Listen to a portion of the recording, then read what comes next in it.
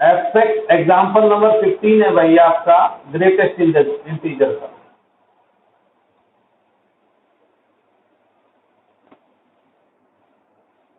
हमें वो interval find out करना है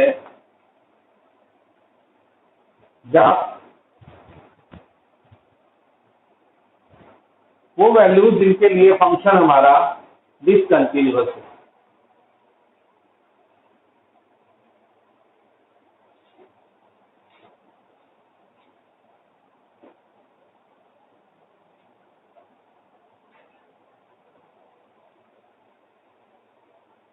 देखो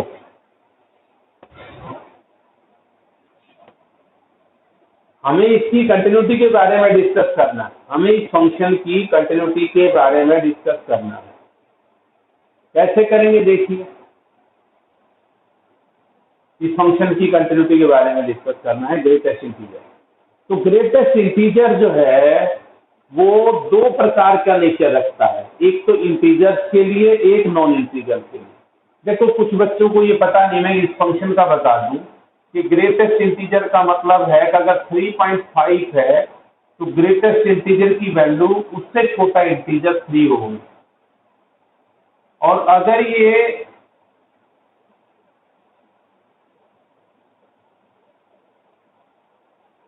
2.9999 है तो इससे छोटा इंटीजर ये 2 होगा। मतलब ग्रेटेस्ट इंटीजर का मतलब उससे छोटा इंटीजर। लेकिन नेगेटिव के केस में देखिए आप, डालिए 3, नेगेटिव के केस में देखो, जैसे एफ ओ -3.5 है तो इसकी ग्रेटेस्ट इंटीजर वैल्यू -4 होगी। क्यों? कि ये 0 है और ये 3.5 है और ये -3.5 है, और यहां इससे छोटा इंटीजर -4 होता है। ग्रेटेस्ट इंटीजर का मतलब उससे छोटा इंटीजर, उससे छोटा इंटीजर। ठीक है जी, ग्रेटेस्ट इंटीजर का मतलब उससे छोटा इंटीजर। अब देखिए आप, ठीक है, ग्रेटेस्ट इंटीजर का मतलब उससे छोटा इंटीजर। अब देखिए आप लोग, अब अगर मान लेते हैं एफ को -3.00001 भी है तो -3.00001 से भी छोटा इंटीजर -4 होगा। तो ग्रेटेस्ट इंटीजर का मतलब उससे छोटा इंटीजर। अब एनसीईआरटी ने तो इसमें तुक्का सा मार रखा है, बच्चा क्या समझेगा क्या नहीं करेगा, जबकि इसको बहुत बड़ा क्वेश्चन बन के एक्सप्लेन होगा। बताओ भाई, ये बात समझ आई नहीं आई? अंशु, मधुर? ठीक है, अभी बताऊंगा बेटा कंटिन्यूस होगा या नहीं होगा। फिलहाल आपको ये बताइए कि ग्रेटेस्ट इंटीजर के बारे में समझ आया कि नहीं आया, क्योंकि ग्रेटेस्ट इंटीजर वास्तव में होता क्या है। ग्रेटेस्ट इंटीजर का ना उससे छोटा इंटीजर, बस बहुत मोटी सी बात है कि जो आपका नंबर है उससे छोटा इंटीजर। इसकी कंटिन्यूटी थोड़ा सा टिपिकल कंसेप्ट है, वो मैं आपको समझाने जा रहा हूँ। ठीक है बेटा, देखिए आप,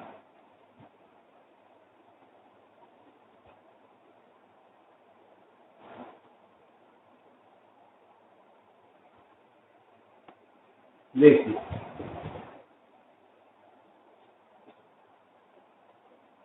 f(x)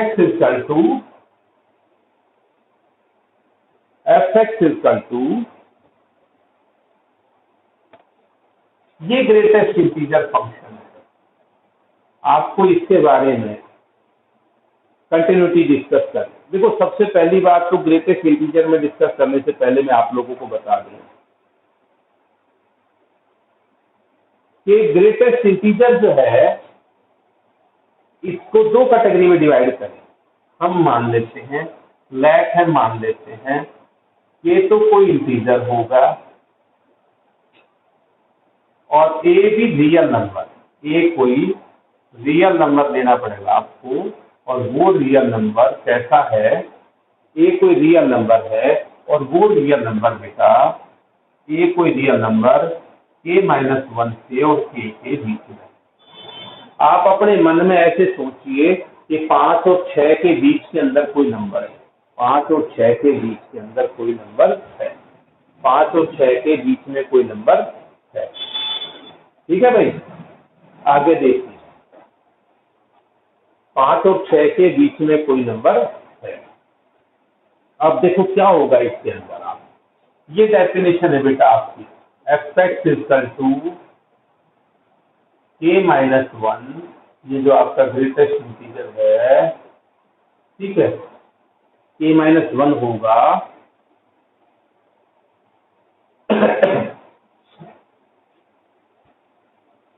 यदि आपकी x की वैल्यू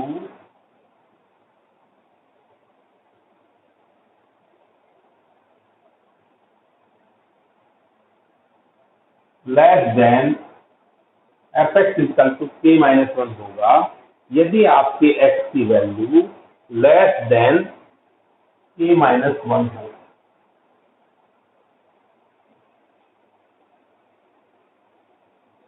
लेस देन और इक्वल टू k-1 हो।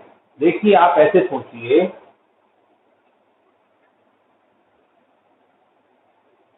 इसको और मैं तुम्हें समझाने के लिए ना थोड़ा सा इसमें यार मुझे दिक्कत ये आएगी कि आप लोगों को एक्सप्लेन करने में ना,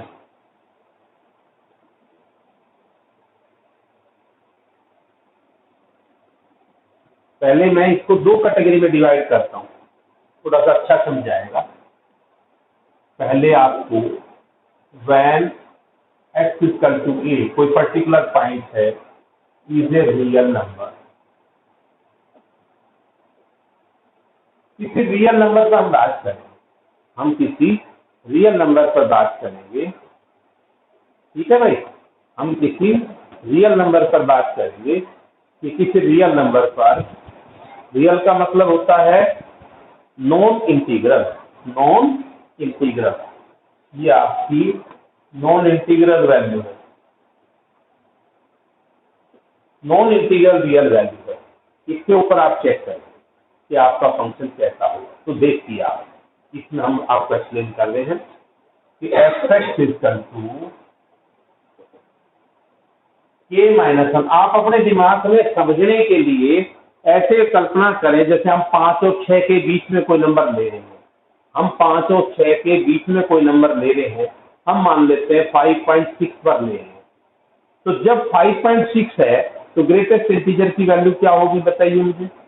जब 5.6 है, ठीक है, जब 5.6 है तो ग्रेटेस्ट इंटीजर की वैल्यू आपकी क्या होगी। देखिए, जब आपका a की वैल्यू नहीं, आपका जो x है आपका, ठीक है, जब x की वैल्यू ग्रेटर देन और इक्वल टू, मतलब आप इसका ऐसे समझिए कि जब आपका जो x है वो 5.6 है, आपने एज्यूम करना है इसको समझने के लिए कि x की वैल्यू 5.6 है और वो 5 और 6 के बीच के अंदर है। ठीक है भाई, आपको ऐसे एज्यूम करना है कि आपका जो x है वो 5 और 6 के बीच में है, तो आपके ग्रेटेस्ट इंटीजर की वैल्यू 5 होगी, ना कि 6 होगी। तो k को आप ऐसे मानिए जैसे आपका 6 है। ठीक है, तो यदि आपके x की वैल्यू k-1 से, आप ये देखिए k-1 से और x की वैल्यू k के बीच में होगी, तो आपकी ये फंक्शन की वैल्यू k-1 होगी। एक बार देखो, इस बात को दोबारा देखो, मैंने बता के दोबारा इसलिए किया कि आपको और अच्छे तरीके से क्लियर करूं। अगर 5 और 6 के बीच के अंदर आपकी कोई वैल्यू है, मान लेते हैं 5.6 है, तो ग्रेटेस्ट इंटीजर की वैल्यू 5 होगी। और देखिए आप, यदि x की वैल्यू ये k होगी, ये k होगी, ये k होगी आपकी वैल्यू, यदि आपकी वैल्यू x की वैल्यू k से लेकर और k+1 के बीच में हो, k से लेकर k+1 के बीच में हो, यानी कि 6 से और 7 के बीच में अगर आपकी वैल्यू है, यानी कि 6 से लेकर और 7 के बीच में है, तो आपकी ग्रेटेस्ट इंटीजर की वैल्यू 6 होगी, और 5 से और 6 के बीच में है तो ग्रेटेस्ट इंटीजर की वैल्यू 5 होगी। यहां तक बताओ भाई, किसी भाई को बहन को दिक्कत हो मेरी बात से तो मैं आपकी बात का अमल करूँ। अंशु मधुर, अंशु मधुर, यहाँ तक क्लियर हो गया? ये क्वेश्चन आप, हाँ, ये आपको जब तक समझ नहीं आएगा जब तक आप अपने दिमाग में फिगर नहीं रख लोगे।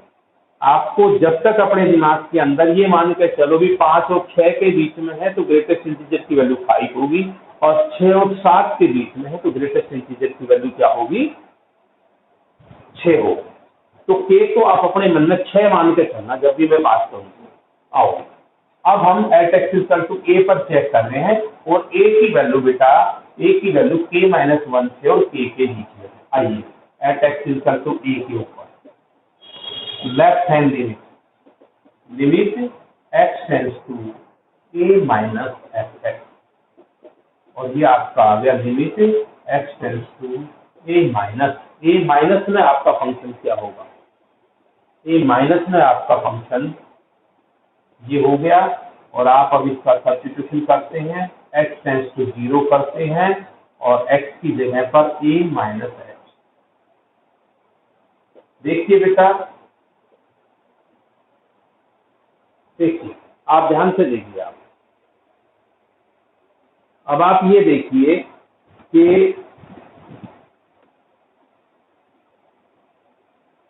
ए आपने अपने मन में 5.6 सोच रखा है। अगर 5.6 में से रत्ती भर थोड़ा बहुत कम भी हो जाए, बहुत माइनर, तो ये 5.5 हो जाएगा, 5.5 समथिंग हो जाएगा, तो ग्रेटेस्ट इंटीजर की वैल्यू क्या होगी? 5 होगी। ठीक है, तो ये ए की वैल्यू k-1 से और k के बीच में है, तो ए की वैल्यू में थोड़ा बहुत कम भी हो जाएगा, तो ये k-1 तक तो नहीं जाएगा, k-1 से थोड़ा सा बड़ा रहेगा।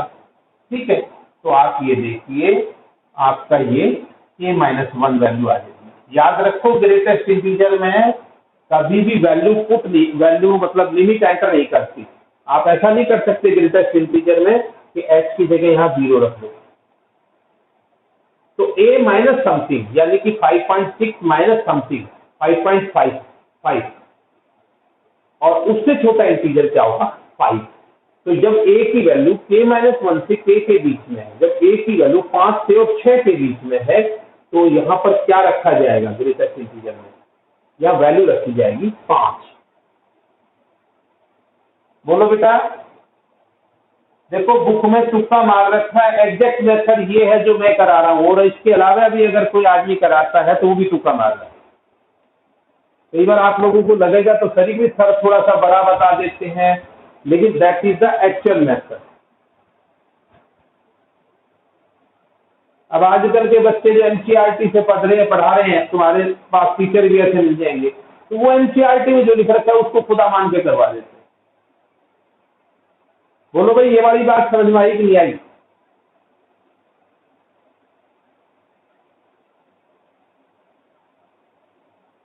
लक्ष्य मधुर, हाँ,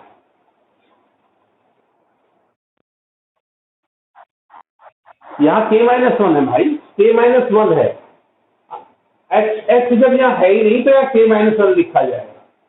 अब आ जाओ राइट हैंड लिमिट में, राइट हैंड लिमिट में limit x tends to a plus something,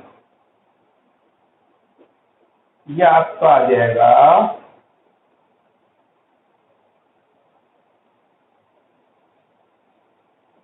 ये limit x tends to 0 a plus h। अब बेटा a प्लस समथिंग, जैसे 5.6 है प्लस समथिंग, समथिंग का मतलब x को ये मानिए कि 0.00000000000000001 है, क्योंकि 0 को अप्रोच कर रहा है। तो 5 पॉइंट समथिंग यानी कि 5.6 a की वैल्यू आप एज्यूम कर रहे हैं, 5.6 प्लस समथिंग, तो 5.6000001 उसमें ग्रेटेस्ट इंटीजर क्या आएगा, उसमें भी 5 ही आएगा, यानी कि इसमें भी क्या आएगा, k-1। कारण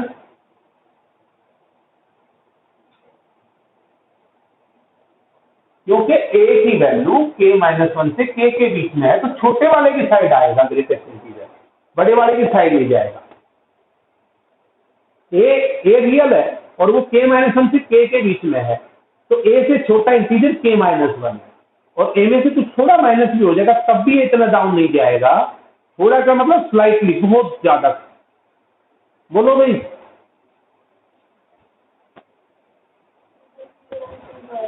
है?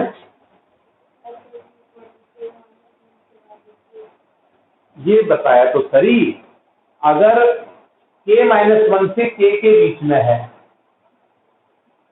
k-1 से k के बीच में है, 5 से 6 के बीच में है, तो ग्रेटेस्ट इंटीजर की वैल्यू होगी 5, यानी कि k-1। और अगर k से बड़ी है या थोड़ी सी इक्वल भी हो सकती है। बोलो भाई, ये बात समझ आई नहीं आई? अब डायरेक्ट वैल्यू निकालो एफ ए और एफ ए। बेटा क्योंकि ए की वैल्यू k-1 से k के बीच में, तो इससे छोटा इंटीजर k-1 है, ये k-1 बताओ भाई।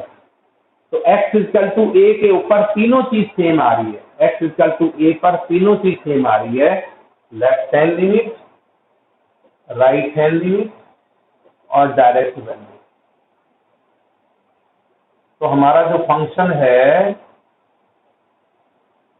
ये कंटिन्यूअस है एट एक्स इक्वल टू ए पर कंटिन्यूअस है, और ए आपके पास क्या है, रियल नंबर, यानी कि नॉन इंटीग्रल रियल नंबर। बताओ भाई, किसी को डाउट है तो? परवेश,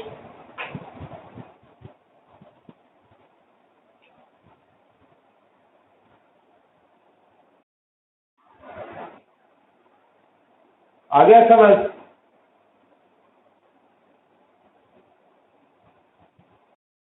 हर्षिता, निकिता, हर्षिता है भी कि नहीं है भाई?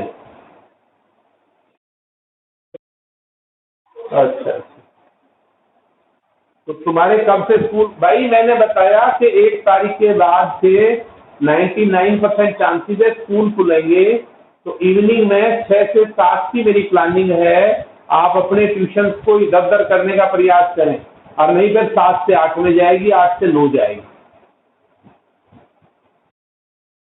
अच्छा बेटा, अगर माहौल देखते हैं थोड़ा सा, हम भी तो ऑब्जर्व कर लेना। अभी सरकार ने कोचिंग सेंटर को परमिशन नहीं दी है, पहले स्कूल का ट्रायल लिया जा रहा है, इसमें कामयाब रहे और हमें ये लगा कि यार कोई बीमारी नहीं है, तो हम शुरू कर देंगे, हमें क्या दिक्कत है बेटा? नहीं समझी? हम खुश थोड़ी हैं, इसकी नहीं लिया भाई, हम इस प्रोग्राम से खुश नहीं है। कभी तुम सोचो सर बड़े मजे ले रहे हैं और वो सारी चीजें हो गया बेटा, ना तो इसमें प्रॉपर फीस आती, ठीक है। दूसरा ये है कि माँ बाप भी ये सोचता है, बच्चा भी ये सोचता है, टीचर तो ना बस फ्री के पैसे ले रहा है, ऑनलाइन में क्या मेहनत लगती। जबकि एक बात बताइए, मुझे ज्यादा मेहनत करनी पड़ रही है एज कम्पेरेटिव। आओ भाई, नेक्स्ट आपका,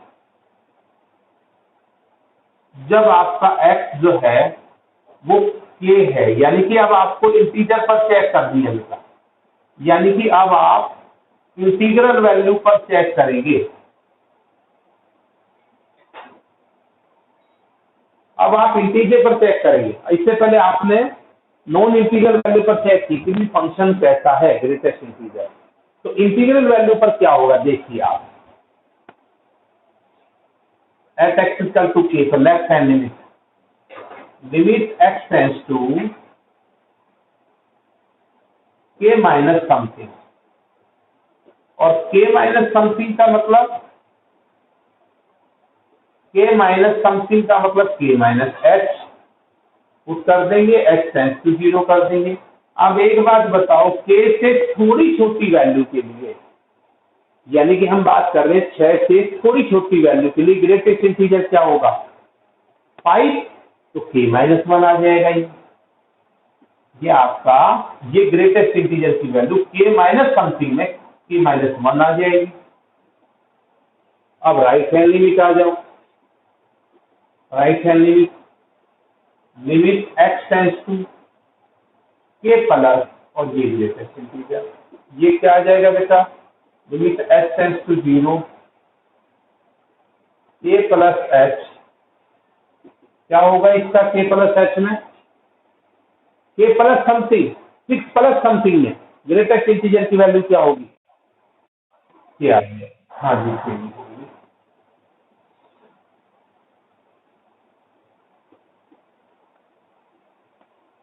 बोलो भाई।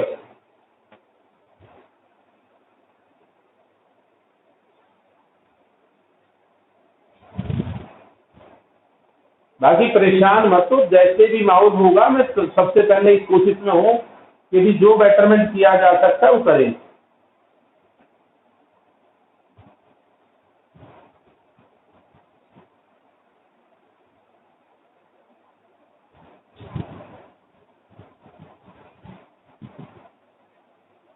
और बेटा ऑफलाइन जो पढ़ा रहे हैं वो लोग हैं भाई, आपके जवान बालक हैं, उनके पास कोई और रोजगार नहीं है, रिस्क भी ले रहे हैं, समझे? इनका कोई झंडा भी निकल जाएगा तो कोई फर्क नहीं पड़ेगा, हमारा तो सांझ निकल जाएगा भाई। देखिए दोनों सेम नहीं आई गई, लेफ्ट हैंड लिमिट भी राइट हैंड लिमिट भी। Left hand limit is not equal to right hand. Therefore आपका जो फंक्शन है ये डिसकंटिन्यूअस है at x equal to a, और ये आपकी के क्या है? इंटीजर है। तो आपने ये कंक्लूजन निकाला कि हमारा जो फंक्शन है ये कंटिन्यूअस तो है नॉन इंटीग्रल वैल्यू पर, और डिसकंटिन्यूअस है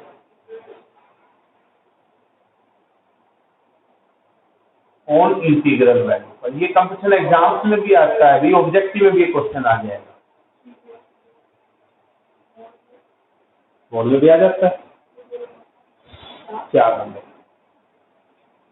देखो ये एग्जैक्ट प्रूफ है, और आप एक बार एग्जाम्पल पढ़ लेना, आप खुद ये कहोगे कि बोला सर ये एनसीईआरटी की बुक बनाने वालों के पास कितना दिमाग था, उस बात का अंदाजा लगा।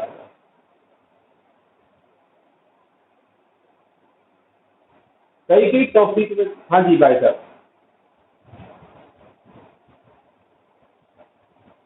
लक्ष्य बोल।